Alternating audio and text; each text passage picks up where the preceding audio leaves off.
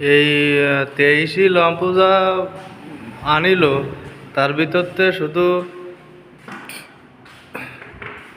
কার ফসে দুটো লম্পু আর একটা কিপাস পাসান করতে বাদ আছে। আর পিছনে ওই যে আদাব লাগানো হইলো ওইটুকুনে সিলিং লাগাই দিতে হবে। ওই সিলিং না লাগালে তার পিছনের ওই লম্পুটা লাগাইন যাচ্ছে না।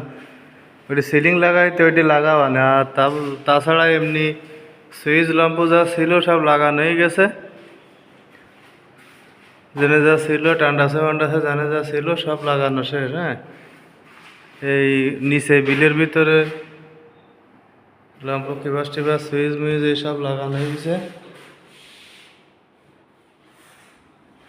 আর এই জায়গা যে অবস্থায় আছে অবস্থায় থাক, ওরা ক্যাবিনেট শেয়ার দিক তারপরে করলে হবে। এখন যা আছে অবস্থায় থাক, ওরা ক্যাবিনেট শেয়ার দিক আগে, তারপর দেখলে হবে। এক ফাঁকে এসে লাগাই দিলে হবে না। আর এখন এই জায়গাতে এই উপরে নিচেই তোমার খালি কার পার্কিংয়ে দুটো ল্যাম্পু আর একটা কিপাস লাগাইতে হবে, ওইটা থাকলো। আর পিছনের ওটা সিলিং লাগাইতে ওটা লাগাই দিতে হবে না। এই আছে অবস্থা।